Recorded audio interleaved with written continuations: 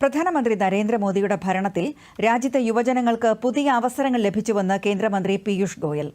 മുംബൈയിൽ നടന്ന 16ാമത് റോസ്ഗാർ മേളയിൽ പങ്കെടുക്കുകയായിരുന്നു കേന്ദ്രമന്ത്രി. റോസ്ഗാർ മേളയടക്കമുള്ള പദ്ധതികൾ വഴി നിരവധി യുവജനങ്ങൾക്ക് സമ്പദ്വ്യവസ്ഥയുമായി ബന്ധപ്പെടാനുള്ള അവസരം ലഭിച്ചെന്നും പീയൂഷ് ഗോയൽ പറഞ്ഞു. सुंदर आयोजन उन्होंने किया और सभी 51,000 से अधिक हमारे युवा साथी जो आज परमानेंट नौकरी के साथ केंद्र सरकार के साथ जुड़े हैं, सभी को दिल की गहराइयों से बधाई देना चाहता हूं. പ്രധാനമന്ത്രി നരേന്ദ്രമോദിജി റോസ്ഗാർ മേളയിലൂടെ രാജ്യത്തെ തൊഴിൽ മേഖല അതിവേഗം പുരോഗമിച്ചെന്ന് കേന്ദ്രമന്ത്രി പ്രഹ്ലാദ് ജോഷി പറഞ്ഞു. വരും ദിവസങ്ങളിൽ ഇന്ത്യ ലോകത്തിന്റെ ഉൽപാദന മേഖലയുടെ കേന്ദ്രമാകുമെന്നും അദ്ദേഹം പറഞ്ഞു. And so far 7.22 lakh people have been given the employment, and the EPFO registration has also become the highest. Now it has become 23.73 or 23 crore.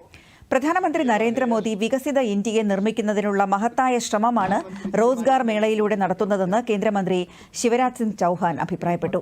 16ാമത് Rozgar മേള വികസിത ഇന്ത്യയെ നിർമ്മിക്കുന്നതിനുള്ള മഹത്തായ ശ്രമമാണെന്നും അദ്ദേഹം ഭോപ്പാലിൽ പറഞ്ഞു.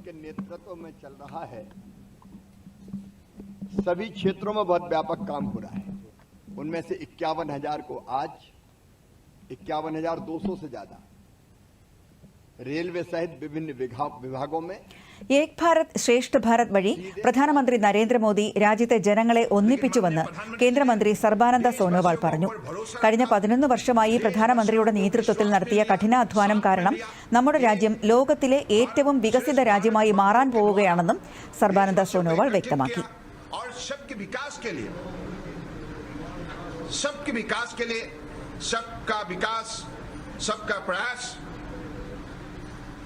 सबका साथ, इन नीतियों ने आज आप लोगों ने देखी है कि कितना सफल रहे. सबका साथ